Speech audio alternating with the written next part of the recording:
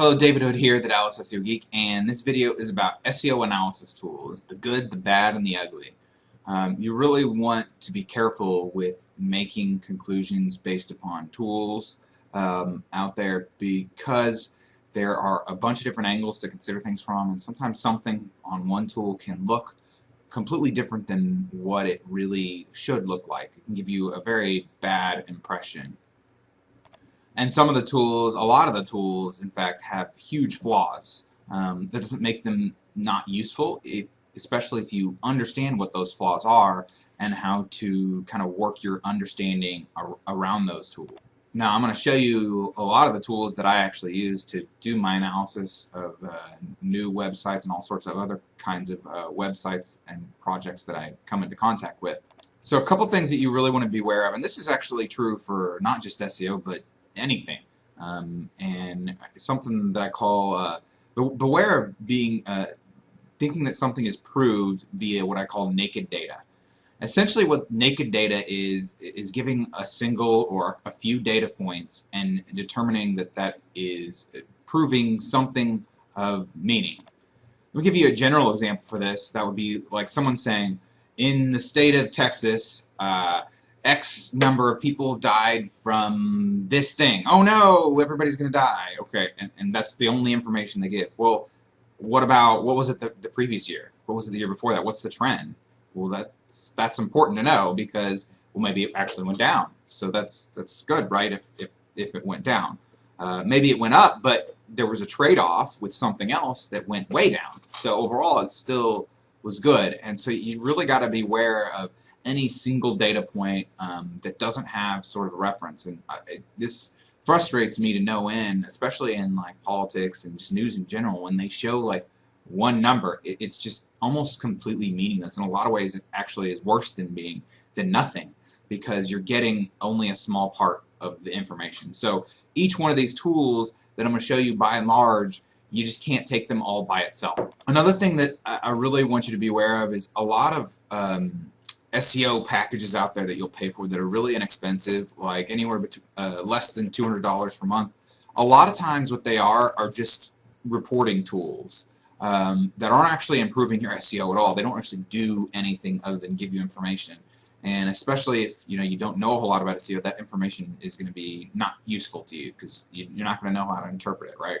So I would be very careful to pay recurring payments for SEO for any tools if you're not like an SEO professional. I do pay for quite a few tools, but that's because I use them a lot, and I understand a lot more of what they mean, and I can put them within the context of all the other data that goes on there. And I mean, this naked data is so true with SEO. There's just so many different angles that need to be considered to understand what's really going on with an SEO project and how Google really views your site. So one of the primary source of tools that people use, and you might not have heard of this, you might not even know much about OnPage, but this is essentially link building. These are link aggregators, and one of the most popular ones is Moz. I'm going to go over some of the biggest ones and kind of the good, the bad, and the ugly. So Moz is more than just tools. There's lots of information on here, and I would be very wary of spending much time on here. They do have some good tools, but unfortunately they sold their company. The guy who runs it sold, I don't know if he sold all of it or a large percentage of it, and as a result, when you get like a big company to come in and take over this, they've kind of stripped the resources and what was used to be a big strength of theirs. What used to be a big strength of theirs actually it's really turned out to be not so good. So this is one of their tools. It's called Open Site Explorer, and this was one of their main tools that came along that was really good. So what it does is it analyzes the links, and if I do CNN.com, it's going to look at the kind of the links coming back to their site, and their domain authority and page authority are actually pretty good calculations for sort of the overall authority of your site. However, even before they sold, their crawler, which is their little robot that goes out and looks around on the internet for the links, was really slow. I feel like it's gotten even slower, and there's a lot of people that would back me up on this, and that's what they're seeing as well. It's so slow that it just misses a ton of links. and so it's highly unreliable, and over time I haven't really used them anymore. So I would be very wary of basing much information on this. I actually had a client come to me and say, you haven't built this many links, and it was, even though it was really early in the project, and you only built one link or something like that. And I was like, well, first of all, I sent you a report with these links that I did build that was more than one, right? But also it's like, look, the person who you're consulting with, because they were consulting with someone else trying to see if I was doing my job, didn't know that when they do find the links, when the Open Site Explorer does find the links, sometimes it takes 2 or 3 months. So, and we were 3 months into the project. So I would consider this to be, well, maybe the bad and the ugly. I would not use any of Moz's tools. Their Moz local tool is pretty good, but that's kind of a separate thing. In terms of analyzing links, they have a good calculation, but their crawling is really, really terrible. It's the worst. Okay, so let's look at Ahrefs. This is actually one of my favorite tools, Ahrefs. So you can see now this is sort of the reverse situation. Their Site Explorer, now they got some new tools up here. Their crawler is one of the fastest, if not the fastest, and they catch links a lot of times almost immediately.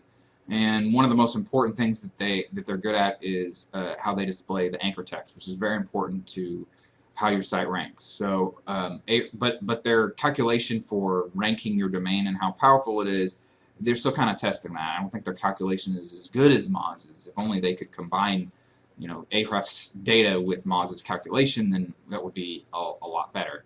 But if you're looking at, I should not be doing this because it'll use up all my credits. But when you're looking at their data, you can trust their links a lot more. Now, they're still not perfect. There's still links that they can miss. There are ways to block this tool. If you want to hide links from your competitors, there are definitely ways to do that. So it's still not perfect. Okay, so keep that in mind. There's another one, Majestic. I like this one as well. So there's several things going on here. One of the most important things they do is something called trust flow and citation flow, and this is something unique to them. That they're estimating essentially something that Google definitely looks at, which is trust. And there's not really another tool out there that does this as well as them. And I feel like their crawler is sort of in between Moz and Ahrefs. It's a lot better than Moz's, but not as good as Ahrefs. But it's still really good, and it catches a lot of the stuff. Usually, not always, but usually you'll see more links in Ahrefs because they find more links. Okay, but it's important to know that it's still not perfect, but as long as essentially you want your trust flow to be at least half your citation flow, and this is actually pretty good. And it's a little bit outside the scope of this video to explain why you want that, but just know that this is good. This is good. The higher the trust flow, you want this number to be as high as possible, and it's not bad if this number is high. I mean, if you have, let's say, 20 trust flow and 30 citation flow, that's still good. Actually 20 trust flow and 10 citation flow wouldn't really be as good as 20/30. Now, you wouldn't want 20/50, or even worse. Sometimes people come to me and it's like 1 trust flow, 25 citation flow. Well, that's going to be an indication of low quality links or spam. Okay, so that's something that's really good. That Majestic is really good. Again, their calculation is very good. Crawler not quite as good as Ahrefs. So I would definitely, if someone is giving you link reports based upon Moz, yeah, maybe their domain authority is good, and the bigger the site and the more links it has, the more accurate it is. But for smaller sites and with smaller amounts of links, their domain authority becomes less accurate because they find fewer links. Okay, so beware of putting too much weight on any of Moz's metrics like domain authority or any link reports from Moz. Okay, so the next is OnPage, and this is one of the biggest things that is frustrating in terms of people. I've had clients like will do stuff on their site, and then they'll send me an automated grader report and say, "What's up?" Because the automated grader will have all these marks, and they think that there's all these things wrong with their site. Now, not that there isn't some value in some of the automated graders. aggregators. But by and large, the vast majority of them, there is what I would call a ton of minutia on there.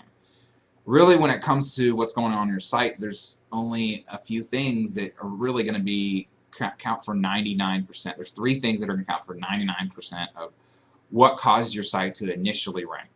Taking out the fact that if Google doesn't have any traffic or engagement data on you, okay, what are they going to, when you first set up your site, what's going to cause it to rank? Well, there's only 3 factors. Okay, there's 3 major factors: title, URL, and interlinking. Okay, if you do all those things right, then you can have an F on automated graders, but that's not what Google is giving you. Okay, so be very aware. Beware of taking too much stock in those automated graders. They can identify a little bit of opportunities, and while technically there's a lot of those things technically will help, you know, sometimes it's a little bit like throwing a bucket of water in the ocean. You're adding water to the ocean, but is it making the ocean bigger? Not really. There's another tool I like called Screaming Frog. Let's see. This is what it looks like, and if I were to pick, so I just searched Dallas Painter, and I pull the first kind of local site, and there's a lot of information. What this does is it goes and it crawls your site, and it looks for information about what's going on your site. This is a much more useful tool than those automated graders, but it's not going to give you a grade. You kind of have to look at things, and what I like to look at is actually the titles and the URLs. Again, we talked about the top 3. And interlinking is one of the 3, so if you take that out and you consider a single page isolated by itself, then what you're left with is titles and URLs. So you can use this heavily to look at what's going on. So Dallas Painter, we can see the title of their page right here. This is their full title. You know, they have painting in their URL, which is helpful. And these are the inner URLs, and there's a lot that you can get from just looking at this pretty quickly. So I like tools like that. There's a lot of tools that are actually kind of like that crawl a site and give you information. But again, you can't just like these other tools and just like naked data, you can't just take one isolated data. What is good for your on-page depends on how your off-page is done, and vice versa. They work together. If you're under-optimized on your on-page, you can be more over-optimized on your off-page, and again, vice versa. One of my favorite tools is SEMRush. So now we're kind of into other tools. Now what this tool, it does have, we'll look at links and keywords and stuff, but primarily what I do is to see, you know, I can put a competitor in here and I can take some keywords from them, but a lot of times I just use it to see, okay, well, if how are you ranking right now? And again, as with all these tools, they're imperfect, and it doesn't catch everything. It estimates the traffic. You can see right here, and if you go to SEMRush, you can see some of this data, and I have a paid account, so you won't see all of it, all the exact same data that I see. So here, well, this is not really SEO because it's his brand, but Dallas Painting, I think Dallas, what did I search? Dallas Painters Dallas, or Dallas Painters. For some reason it showed up higher. So for me, it showed up Dallas Painter. So it's showing 10 right here, but for me, it actually was 6. So you can see that it's not perfect. This tool is not perfect. It's usually not off by that much, but you know, it only checks this like maybe once a month, and rankings fluctuate. But this is going to be really great for, sometimes you'll put your own site in here and you'll be like, wow, wow, I didn't realize I was ranking for that. And by knowing what you're ranking for, it can give you some ideas and potential opportunities. So I really like SEMRush. It's very useful. Yeah, you can even see, let's see, look at the competitors. A lot of information on here. Wouldn't really recommend necessarily spending money on this and getting it. Just because it's probably not something you would use very often, and it's a recurring, not cheap. These tools are, the paid accounts are not cheap. We're looking at maybe like usually between $60 and $100 per month. It's, again, not cheap, especially if it's something that you're not going to use very often. This is actually something that can be useful. So let's take a look at Phillips Painting. Oops.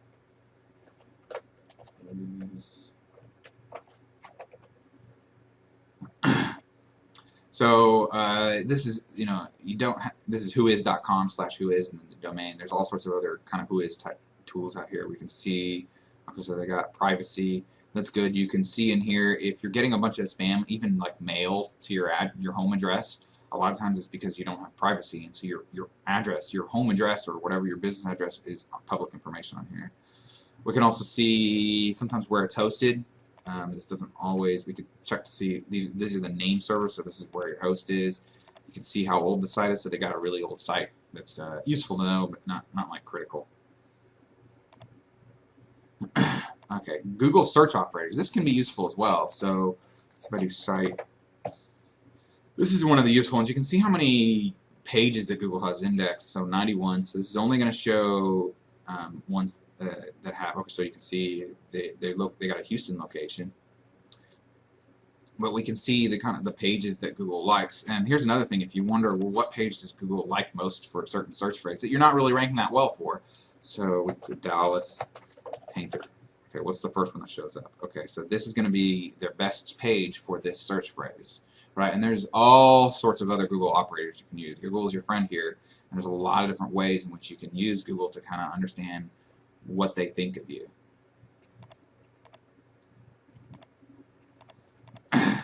Okay, archive.org.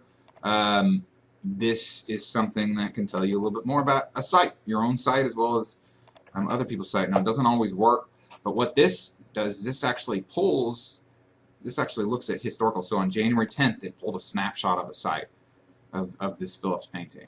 So let's see how it looks compared to the way it is now. Again, it doesn't always like get all the images and the data exactly right.